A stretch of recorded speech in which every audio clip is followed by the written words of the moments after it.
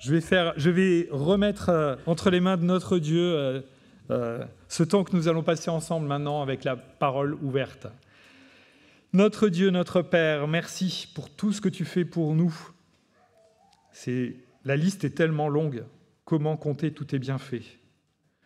Maintenant, Seigneur, on veut te remettre notre assemblée, on veut te remettre toutes les assemblées où ton nom est prêché en esprit, en vérité ce matin, que ce soit dans l'Action biblique France ou ailleurs. On veut te remettre notre union d'église qui veut marcher avec toi fidèlement. Bénis-la encore. Donne-nous d'être intègres et donne-nous d'être remplis d'amour comme toi, tu es rempli d'amour pour nous.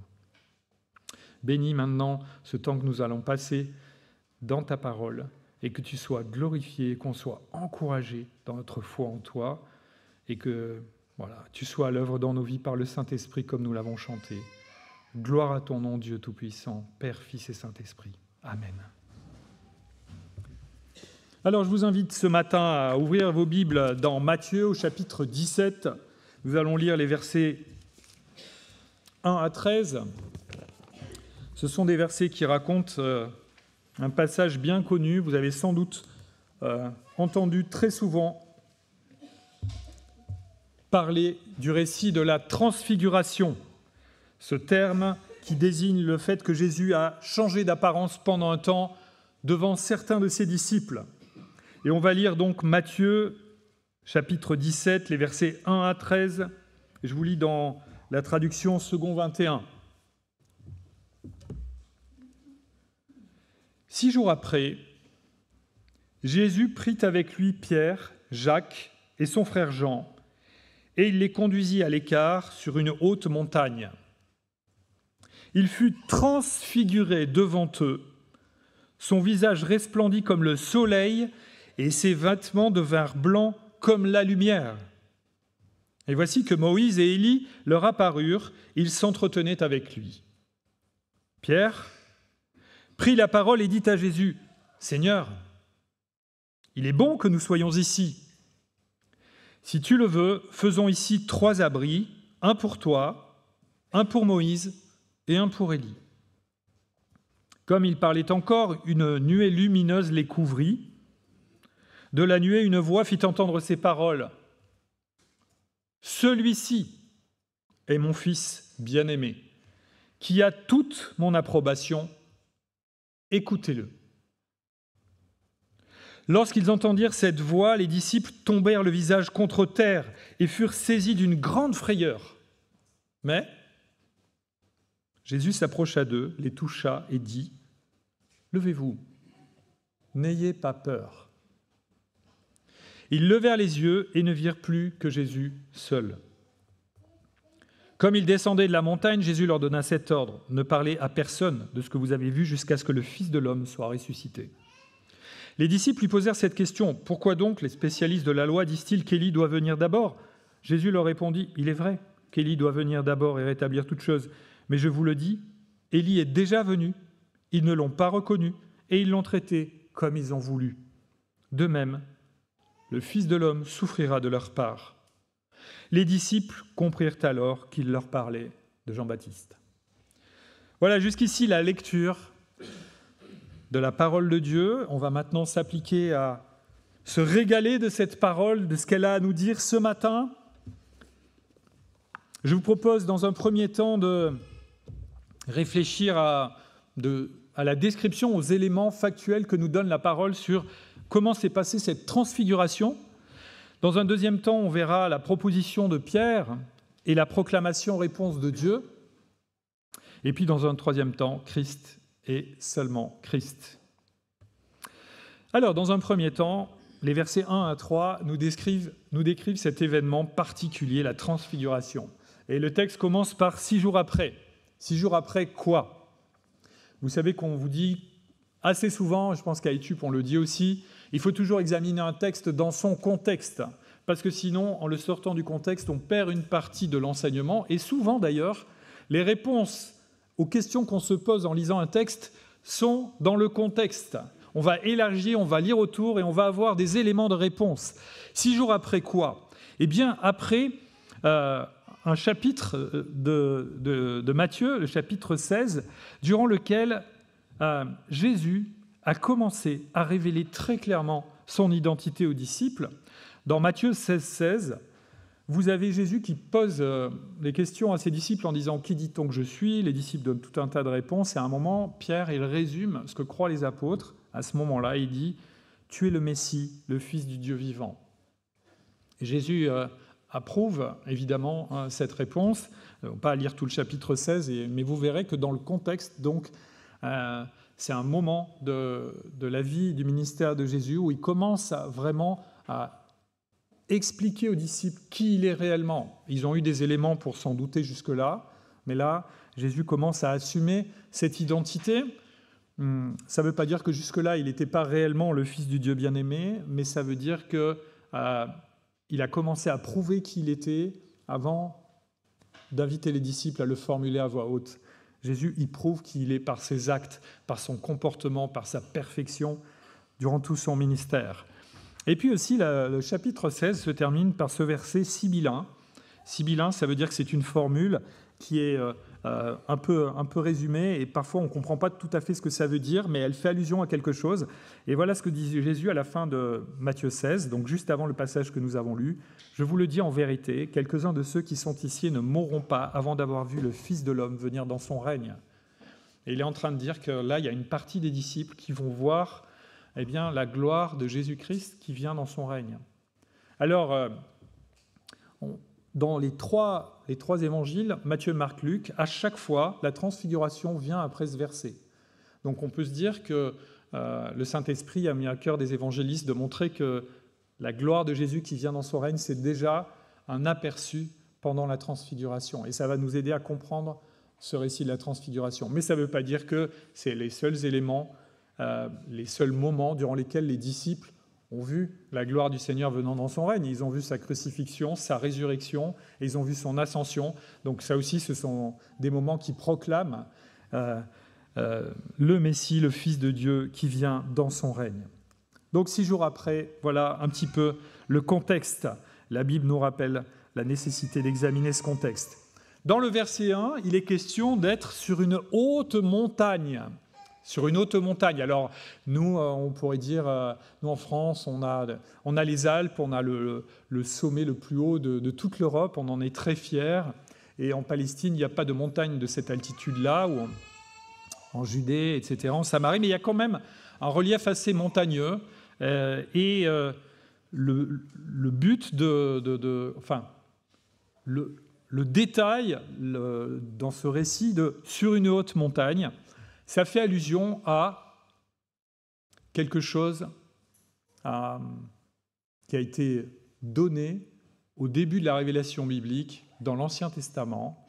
Moïse, le premier auteur choisi par le Saint-Esprit pour écrire les 5 premiers livres de la Bible, que les Juifs appellent la Torah, Genèse, Exode, Lévitique, Nombre, Deutéronome, il a reçu la révélation de Dieu sur une haute montagne, le Sinaï.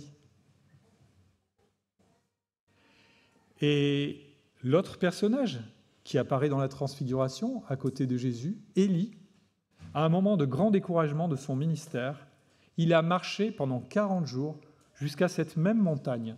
Et lui aussi, il a vu la gloire de Dieu sur la montagne d'Horeb, qui est la montagne, le sommet du Sinaï, sur lequel Moïse a reçu les tables de la loi.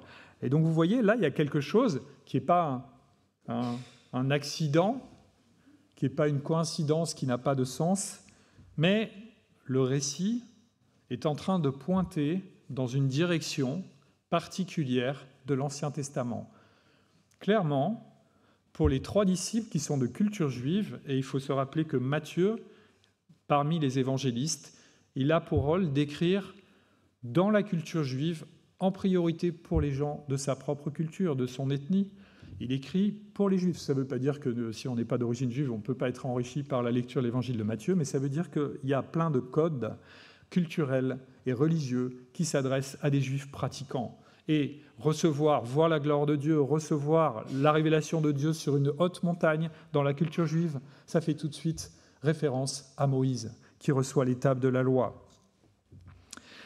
Et Jésus, on s'aperçoit que dans les évangiles, il récapitule. Ça veut dire qu'il y a des éléments de sa vie qui montrent qu'il s'oblige de vivre quelque chose qui fait allusion à l'histoire du peuple d'Israël. parce que c'est lui le véritable Israël, c'est lui le rejeton de David, c'est lui qui va apporter le salut au monde, mais il sort du peuple d'Israël et c'est Dieu qui l'a voulu comme ça. Et ça explique que quand il parle avec la Samaritaine, ils disent « le salut vient des Juifs ». Il ne veut pas dire que tous les Juifs sont sauvés ou parfaitement agréables à Dieu par nature, mais il veut dire que à la fois le début de la Bible et le Messie, le seul sauveur du monde, eh bien, il vient du peuple d'Israël. Dieu l'a voulu comme ça. Et Dieu respecte ces promesses qu'il avait faites à Israël dans l'Ancien Testament par le ministère de son Fils Jésus bien-aimé. Jésus, par exemple, il est tenté pendant 40 jours. Ah ben ça dans le désert. Ça récapitule Israël 40 ans dans le désert. Et là, il monte sur la montagne et ses disciples voient la gloire de Dieu et sa gloire à lui sur la montagne, en présence de deux personnages emblématiques de l'Ancien Testament qui, tous les deux, aussi, ont contemplé la gloire de Dieu sur une haute montagne. Mais Jésus, contrairement à Moïse, ne va pas redescendre de la montagne avec une révélation supplémentaire. Jésus, pendant le récit de la transfiguration, ne redescend pas de la montagne avec des tables de la loi. Pourquoi ? Parce que c'est lui la parole de Dieu incarnée. Moïse, il a reçu quelque chose qui était différent de sa nature et il l'a transmis comme un serviteur fidèle. Jésus est bien sûr un serviteur fidèle, mais il est plus que ça. Il est lui-même la parole de Dieu. Il n'a pas besoin de redescendre avec des tables de la loi supplémentaires. La nouvelle alliance, c'est lui qui va la proclamer, c'est lui qui l'enseigne, c'est lui l'étape de la loi, c'est lui la parole de Dieu incarnée. Lisez l'introduction de l'évangile de Jean, vous en serez convaincus. Maintenant, au verset 2, il fut transfiguré. Ça veut dire que Jésus revêt une apparence glorieuse et tellement glorieuse que la façon dont le texte en parle nous dit que ça ne doit pas être possible de regarder Jésus à ce moment-là. Et je suis sûr que les disciples ont mis la main devant leurs yeux parce que le visage qui resplendit comme le soleil et les vêtements qui sont d'une lumière blanche tellement forte. Et dans les années 90, je me rappelle d'avoir une période où, assisté à une éclipse de soleil en plein jour. Je crois que c'est relativement rare. Je ne sais pas quand est prévue la prochaine par les astronomes, et c'était en plein jour, en plein milieu de la journée. Et je me rappelle que les médias nous disaient « Attention, si vous regardez l'éclipse de soleil, surtout vous devez mettre des lunettes spéciales, parce que sinon, vous risquez d'avoir la cornée qui va être brûlée. » C'est pas possible de regarder le soleil dans toute sa force en pleine journée sans risquer d'avoir des dégâts sur les yeux. Alors, si le texte nous parle du visage de Jésus qui resplendit de cette manière-là, comme le soleil dans sa force, c'est une façon de souligner à quel point la gloire de Dieu est en Jésus-Christ et elle rayonne depuis l'intérieur de Christ. Ça me fait penser à cette description dans Apocalypse 1, et on a chanté tout à l'heure à lui la couronne, c'est une description du chapitre 5 d'Apocalypse, je pense, mais voilà. Dans Apocalypse 1, Jésus aussi apparaît de façon tellement glorieuse que Jean, son disciple bien-aimé, n'arrive pas à tenir debout tellement Jésus resplendit de gloire. Et là, sur la montagne, on n'est pas encore au moment où Jésus va apparaître à Jean, parce qu'il a encore plein de choses à accomplir. Et c'est pour ça d'ailleurs qu'il dit aux disciples, pour l'instant, ne racontez pas ce que vous avez vu. Pourquoi ? Parce que ce ne serait pas compréhensible. Jésus a encore plein de choses à leur enseigner et à accomplir. Et il faut qu'il vive la croix et qu'il ressuscite. Néanmoins, la montagne de la transfiguration, c'est un moment où le Seigneur a levé le voile sur son identité profonde. En Matthieu 16, il avait commencé à l'expliquer avec des mots. Et en Matthieu 17, il le montre à 3 de ses disciples qui vont être le cœur de la proclamation de l'Évangile ensuite. Et on sait que ça a marqué les disciples parce que l'apôtre Pierre, qui est là sur la montagne, il en parle dans sa 2e épître en disant qu'il a vu la gloire sur la montagne et qu'il en a rendu témoignage. Ça devait être incroyable. Moïse et Élie sont aux côtés de Jésus, ces 2 prophètes emblématiques de l'Ancien Testament qui ont un ministère glorieux, mais un ministère glorieux qui pointe vers le Messie. Et ce qui est parfait en Jésus-Christ va remplacer ce qui était provisoire et mis en place dans l'Ancien Testament et qui pointaient vers Jésus. Et Hébreux nous dit que Moïse était comme un serviteur dans la maison de Dieu, mais que Jésus, lui, c'est le fils de la maison. C'est le propriétaire, c'est le seigneur de cette maison. Et Moïse ne revendique pas une place équivalente à celle de Jésus. Et vous voyez où je veux en venir sur le prochain point. On va parler de ce que dit Pierre, parce que manifestement, il a mal compris, mal interprété ce qu'il est en train de voir. Moïse et Élie ont tous deux aussi une fin singulière. Moïse a été enterré par Dieu, on ne sait pas où il est enterré. Les hommes d'Israël ne savaient pas où Dieu a enterré Moïse. Il est monté sur la montagne et Dieu s'est chargé de l'inhumer. Et puis Élie, lui, vous savez qu'il est monté au ciel. Un des deux personnages dont l'Ancien Testament nous parle, qui ne sont pas passés par la mort physique, Enoch et Élie, ils sont montés au ciel, Dieu les a pris directement avec lui. Et sans en faire une doctrine absolue, j'ai l'impression que le Seigneur nous suggère qu'avec ces deux personnages, qui sont des piliers de l'Ancien Testament et qui ont une mort particulière dont Dieu a pris soin, en particulier, en détail, eh bien, ça pointe aussi vers la mort de Jésus, dont Dieu va prendre un soin particulier, parce que Jésus aussi, Dieu va veiller sur lui. Il nous dit à l'avance où il va être enterré, et Jésus aussi va monter au ciel. Donc voilà, il y a tous ces éléments, on pourrait dire encore d'autres choses. Si on lisait les récits parallèles, on verrait de quoi Jésus discute avec Moïse et Élie. Mais là, on va se concentrer sur ce que nous dit le récit maintenant, et la proposition de Pierre, et la façon dont Dieu y répond. Alors Pierre, vous savez, souvent dans l'Évangile, c'est un homme bouillant, et il dit souvent des choses justes, mais il dit aussi souvent des bêtises. Et ces bêtises-là, elles ne sont pas là pour nous dire « ah là là, Pierre, c'était vraiment le tocard du groupe », mais c'est plutôt pour nous enseigner et nous montrer ce qu'il ne faut pas croire, quelles erreurs il ne faut pas commettre, parce que nous aussi, parfois, même avec les bons éléments, on pourrait se tromper d'interprétation si on n'y prend pas garde, et si on n'a pas les bons principes doctrinaux, eh bien, on peut donner à un texte un sens qu'il n'a pas. Et je suis triste, tout à l'heure je vous disais qu'il faut qu'on prie le Seigneur d'envoyer des ouvriers dans la moisson et que les églises se multiplient en France. Mais malheureusement, il ne suffit pas que les églises évangéliques se multiplient. Il faut aussi qu'elles restent fidèlement attachées à l'Écriture.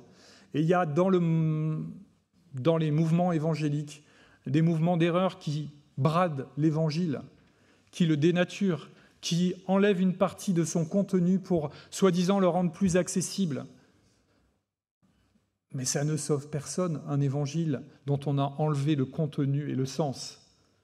Ça risque juste de donner une fausse assurance à des gens et à les tromper alors qu'ils ne sont pas en règle avec le Seigneur. Tout évangile qui évite de parler du péché ne donne pas de sens à la mort de Christ sur la croix. Tout évangile qui ne dit pas aux gens « mais tu as un problème avec Dieu, avec ton Créateur, réconcilie-toi avec lui, tant qu'il est temps ». Vous voyez, c'est un évangile qui est un évangile de la grâce, mais c'est un évangile de la grâce qui invite à la repentance, parce que naturellement, on a un problème. On peut avoir le texte biblique et tirer du texte biblique que les choses qui nous font plaisir. Et vous pouvez avoir des églises évangéliques où on va vous dire le but de la foi, c'est Dieu aime tout le monde, et de toute façon, le péché, c'est pas si grave, et le but, c'est que les chrétiens soient riches dès maintenant, de richesses matérielles, et des choses qui n'ont rien à voir avec l'Évangile. Si on respecte ce qu'il dit et son contexte, on ne peut pas tordre les paroles de l'Évangile, et notamment, un des marqueurs, c'est toujours se demander qu'est-ce qui est dit de Jésus-Christ ? Parce que souvent, la plupart du temps, quand il y a un évangile dévoyé, on est en train d'enlever à Christ une partie de sa gloire. Alors Pierre, pour nous servir d'exemple, pas seulement pour nous faire rire, propose de faire 3 tentes, 3 abris. Pourquoi dit-il cela ? Pierre, il a compris, il est de culture juive, et il a compris qu'ils sont sur une montagne. Et il a compris qu'il y a Moïse et Élie. Et tout ça, qu'est-ce qu'a fait Moïse quand il est redescendu du Sinaï ? Il a donné la loi à Israël et il a donné les mesures pour qu'on construise un sanctuaire, le tabernacle. et le parvis, etc. Comment on va adorer Dieu, de quelle manière, on va dresser une tente spéciale, la tente de la rencontre, où il y a le lieu saint, le lieu très saint, et offrir des sacrifices. Et Pierre est en train de se dire, là il y a 3 personnages qui sont très importants, eh bien on va faire 3 tentes pour fâcher personne, 3 tabernacles, 3 abris, ce n'est pas juste pour dire, il n'est pas en train de proposer à Jésus, Élie et Moïse de rester sur la montagne pour faire un camping et puis continuer de profiter des joies du camping. Il essaye maladroitement de proposer une continuité religieuse, un culte qui va maintenant se décliner avec 3 leaders du mouvement religieux. Comme si Jésus était un petit plus à l'Ancien Testament, vous voyez. Il y avait Moïse et Élie, et puis maintenant il y aura Jésus en plus, l'Ancien Testament, plus un 3e leader. Et voilà, il y aura 3 tentes et on va pouvoir fonder une nouvelle religion avec un tabernacle à 3 tentes au lieu d'une seule. Pierre a bien compris les allusions, mais on va voir que la façon dont la transfiguration se passe et la façon dont Dieu intervient et répond magistralement à Pierre, eh bien, il a mal compris, il a mal interprété. Pierre met Jésus sur le même plan que Moïse et Élie. C'est curieux, mais vous voyez, bon, il ne faut pas lui en vouloir parce qu'à l'époque, il n'avait pas les mêmes outils et il n'y avait pas non plus, même si le Saint-Esprit était là dans le ministère des apôtres, il ne les avait pas complètement éclairés. Il fallait attendre la Pentecôte, donc c'est bien après l'événement qu'on suit. Et donc, il dit des bêtises en utilisant sa propre compréhension qui est limitée. Et il n'a pas compris, bien qu'il ait dit, on l'a vu en Matthieu 16 juste avant, à quel point Jésus était le Messie, le Fils du Dieu puissant. Là, il est en train de parler de Jésus comme si c'était juste un super prophète de plus parmi toute la liste de l'Ancien Testament.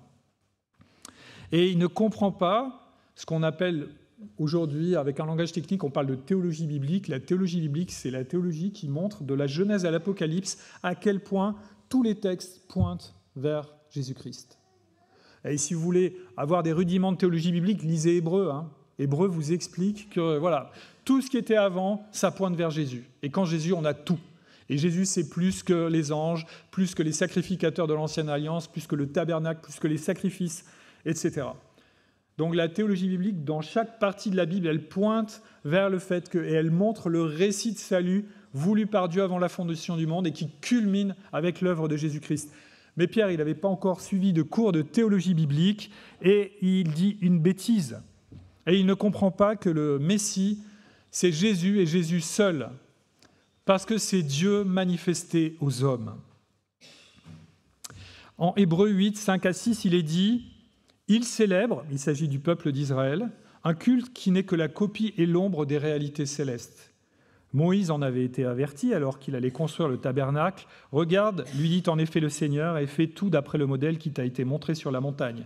Mais en réalité, Jésus possède un service bien supérieur, et ce d'autant plus qu'il est le médiateur d'une meilleure alliance fondée sur de meilleures promesses. » Vous voyez, quand Jésus arrive, chaque serviteur de l'Ancien Testament reprend sa place au pied du trône.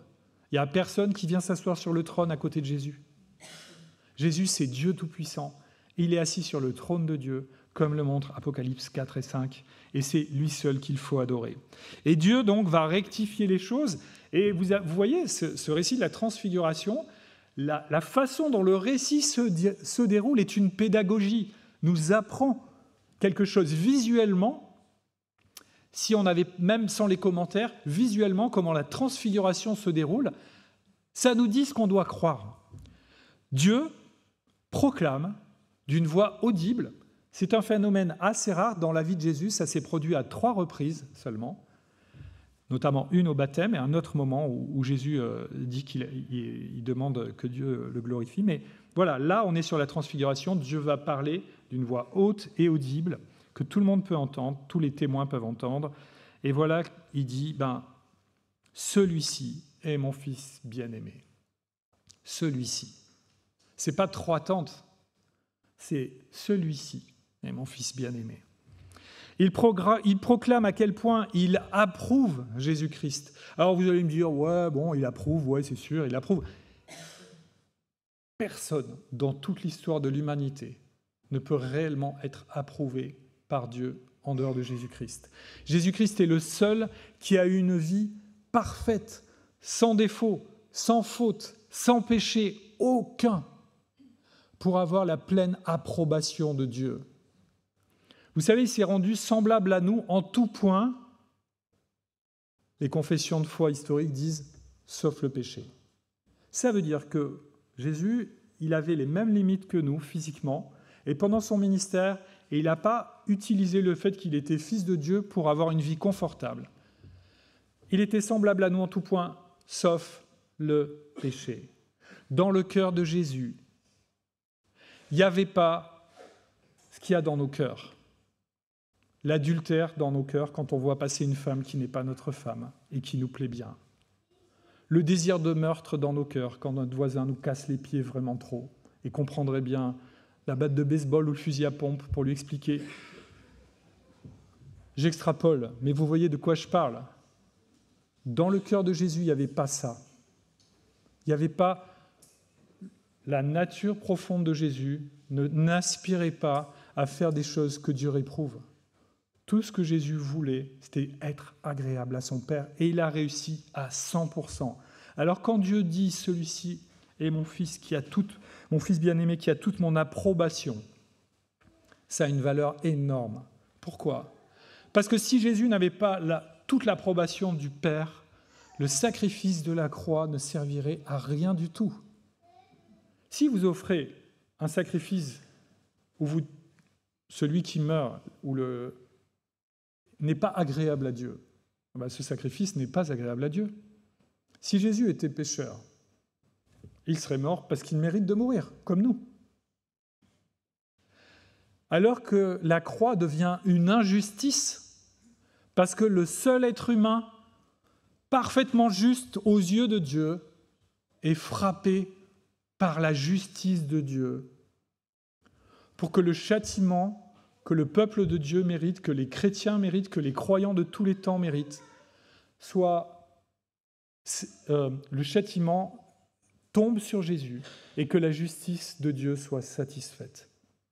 Et qu'il n'y ait plus d'obstacles dans l'amour que Dieu a pour nous, que Dieu puisse nous bénir. Parce que si Dieu nous aimait et qu'il nous approchait de lui dans sa sainteté, le résultat, c'est qu'on prendrait feu, on serait détruit. On va pouvoir dans l'éternité s'approcher de Dieu sans crainte. Parce que ce qu'il y avait à craindre, c'est tomber sur Jésus à la croix. Vous savez, quand il crie « Mon Dieu, pourquoi m'as-tu abandonné ?» C'est à cause de ton péché, à cause du mien. Christ a toute l'approbation de Dieu, il lui est pleinement agréable. Et d'ailleurs, dans Jean, il le dit « Je fais toujours ce qui lui est agréable ». Et Jésus ne se vante pas, il décrit la réalité. Tout ce qu'il fait est agréable à Dieu. Et puis, Dieu rappelle aussi sa filiation. Il y a une différence entre Moïse et Élie. Moïse et Élie, ce sont des créatures, ce sont des êtres humains, alors que Jésus, il est, par son essence même, fils de Dieu, éternellement Dieu. En théologie, on dit éternellement engendré. La relation qu'il y a entre le Père et le Fils, c'est le Père et le Fils. C'est très différent d'un serviteur qui serait extérieur à la maison. Et en fait, cette phrase, « Celui-ci est mon Fils bien-aimé qui a toute mon approbation », Dieu l'avait déjà dite au moment du baptême de Jésus, en Matthieu 3. Et là, il ajoute quelque chose de plus. « Celui-ci est mon Fils bien-aimé qui a toute mon approbation. Écoutez-le. Écoutez-le. » Jésus ne va pas redescendre de la montagne avec des tables de la loi. C'est lui la loi parfaite de Dieu. C'est lui l'évangile. C'est Jésus qui incarne la parole de Dieu. Écouter Christ n'est pas une option variable. C'est un commandement très clair qui vient directement de la bouche de Dieu, mes amis. Et on est à une époque où affirmer ça, c'est très mal vu.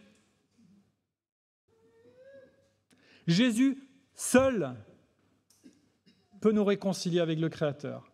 Pas Mahomet, pas Bouddha, pas Confucius et personne d'autre. Jésus seul. Écoutez-le. Comment écoutez-vous Christ dans votre vie de foi? Comment est-ce que j'écoute Christ? Est-ce que j'écoute en lisant la parole et ensuite, une fois que j'ai fermé, j'oublie ce que j'ai lu et je continue comme si j'avais rien entendu? Ou est-ce que je cherche à lui ressembler et à mettre en œuvre avec l'action du Saint-Esprit pour chaque jour progresser et grandir dans la foi en Jésus-Christ?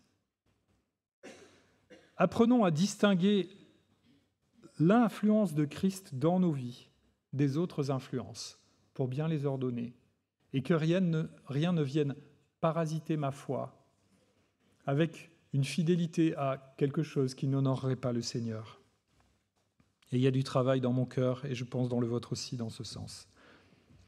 Et je veux terminer avec ce dernier point, Christ et seulement Christ. Quand la manifestation de la voix de Dieu a lieu pendant la transfiguration, eh bien, les disciples, au verset 6, ils ont peur. Ils sont terrifiés par cette voix qui parle. Comme le peuple d'Israël était terrifié par la manifestation de la gloire de Dieu sur la montagne du Sinaï quand Moïse est monté. Et même Moïse, il était tout tremblant, il le dit. Et puis, il y a la voix de Dieu, mais aussi il y a cette nuée lumineuse qui fait penser à la Shekinah, cette nuée miraculeuse qui a conduit Israël dans l'Exode. Et vous savez, qui éclairait la nuit et qui, le jour, était cette colonne de nuée et aussi qui remplissait le sanctuaire quand il a été inauguré pour montrer que Dieu avait décidé que c'était là que son peuple devait l'adorer. Cette Shekinah, elle est parfois associée par les théologiens à la présence du Saint-Esprit. Et vous avez le Dieu trinitaire qui est là et qui proclame, qui s'associe au ministère de Jésus-Christ. Et normalement, dans cette nuée glorieuse, eh bien, dans l'Ancien Testament, ce n'était pas possible de tenir. Et quand elle rentrait dans le temple, tous les sacrificateurs devaient sortir parce que c'était la gloire de Dieu très sainte, et ce n'était pas possible de tenir. Alors les apôtres, ils ont peur.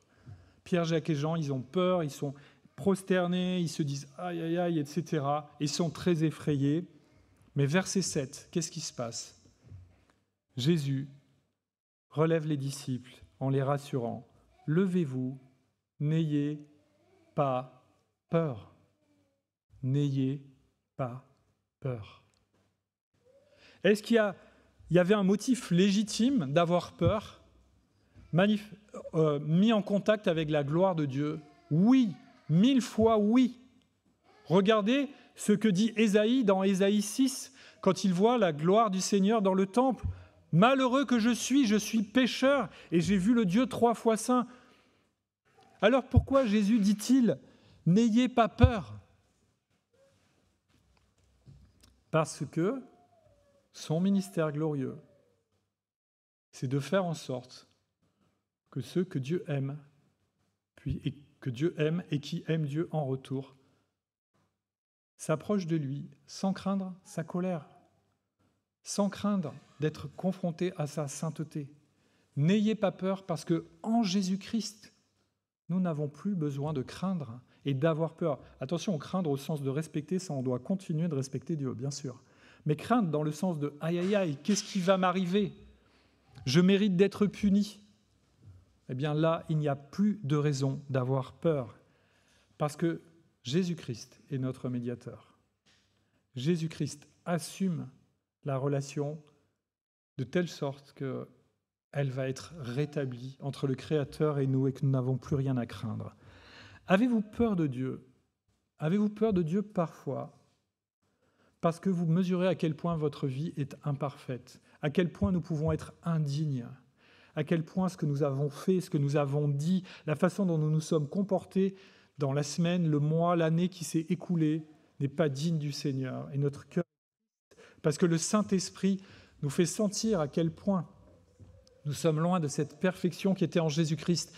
Mais le but, la pédagogie de l'Évangile, ce n'est pas de nous conduire à avoir peur, mais être reconnaissant envers notre Dieu, parce que dans sa grâce, il nous a donné Jésus-Christ et en Jésus-Christ, on n'a plus besoin d'avoir peur. Cette peur qui était légitime, elle devient un sujet de joie, elle est transformée en joie. Comment vivez-vous cette réalité chaque jour? La joie de pouvoir vous approcher du Dieu 3 fois saint et de l'appeler Père. Vous allez me dire, tous les hommes sont enfants de Dieu. Non, non, non. Tous les hommes ne sont pas enfants de Dieu. En Jésus-Christ, par la foi en Jésus-Christ, le Seigneur nous adopte en donnant son esprit. Tous les hommes sont des créatures de Dieu et d'une certaine manière, Dieu les aime en leur donnant des choses dont ils ont besoin pour leur vie, le soleil, la pluie, etc. Mais tous ne sont pas enfants de Dieu, contrairement à ce qu'on entend à tort et à travers dans les médias et même parfois de la part de gens qui se disent chrétiens. Tous les êtres humains ne sont pas enfants de Dieu. Ils sont tous créatures de Dieu. Ils devront rendre compte à leur Créateur. Et le Créateur leur dit à travers le message de la création et à travers la proclamation de l'Évangile, nous vous en supplions, au nom de Jésus-Christ, soyez réconciliés avec Dieu. Si cette réconciliation a lieu par la foi, alors nous sommes enfants de Dieu. Si nous sommes enfants de Dieu, nous pouvons appeler Dieu Père. Waouh! Que le Seigneur nous donne de vivre avec cette magnifique relation restaurée avec notre Créateur et qu'on puisse s'en réjouir chaque jour, même dans les choses modestes. On peut se réjouir d'être enfant de Dieu, même en faisant la vaisselle, en rangeant chez nous, en passant la tondeuse dans le jardin, en parlant avec notre voisin, en roulant avec notre voiture sans insulter celui qui nous a fait une queue de poisson. On peut glorifier notre Dieu d'une façon extraordinaire parce qu'il nous a tellement aimés qu'il fait de nous ses enfants en Jésus-Christ. Et la pédagogie visuelle, vous voyez, de la transfiguration, les disciples ne voient plus que Jésus seul. Une fois que la nuée se lève, Moïse et Élie ont disparu. On ne va pas faire 3 tentes. On ne va même pas en faire une. Parce que le nouveau temple que Jésus va bâtir, c'est avec des pierres vivantes. C'est lui, la pierre principale, et c'est nous qui le constituons. Mais ce n'est pas dans un lieu précis, ce n'est pas un bâtiment précis. Les disciples ne voient plus que Jésus seul. Et on retrouve là ce mot d'ordre cher à la Réforme. Vous savez, au XVIe siècle, quand des gens qui ont commencé à relire la Bible dans les textes originaux se sont dit « mais ce que l'Église officielle nous dit n'a rien à voir avec ce que dit la Bible ». Et ils ont établi des différentes mots d'ordre. Donc il y avait seulement l'Écriture, seulement par la foi, seulement par la grâce de Dieu, pour la seule gloire de Dieu. Et il y avait aussi seulement Christ, solus Christus, seulement Christ. C'est seulement en Jésus-Christ que nous sommes réconciliés avec Dieu. Si on enlève Jésus de l'équation, c'est pas par l'Église, c'est pas par la tradition, c'est pas par les hommes, c'est pas par Marie qui serait co-rédemptrice et reine du ciel. N'importe quoi. C'est Jésus-Christ seul, Jésus-Christ seulement. C'est la pédagogie de ce récit de la transfiguration. Jésus est seul.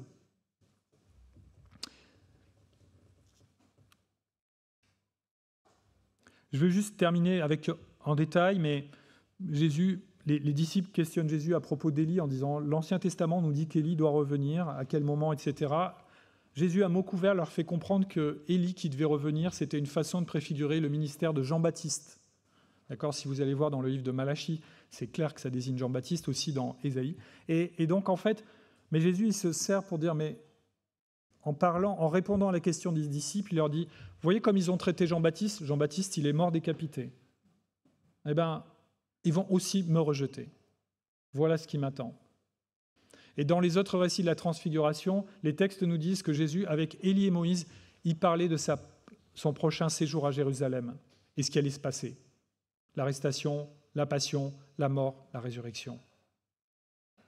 Certainement que Jésus a été encouragé, fortifié par son Père en vue de ce qui allait se passer et qui a été terrible, le jardin de Gethsémanée, la mort sur la croix. Bien sûr, l'aboutissement est glorieux, mais il fallait quand même le vivre, tout ça.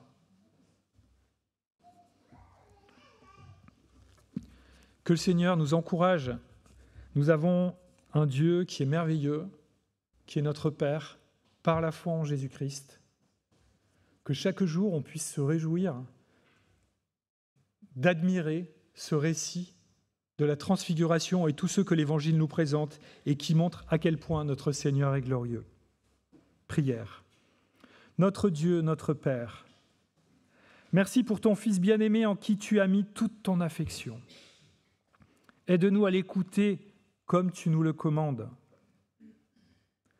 Merci Seigneur Jésus, car tu as tout accompli pour glorifier ton Père et sauver ton peuple. Tu es assis sur ton trône, depuis lequel tu intercèdes pour nous. Et tu attends le moment voulu par Dieu pour achever ton œuvre glorieuse. Merci, parce qu'un jour, nous serons dans ta sainte présence, sans avoir à craindre d'être châtiés et sans obstacle à ton amour pour nous. Gloire à toi, notre Seigneur, notre Sauveur et notre Dieu. Amen.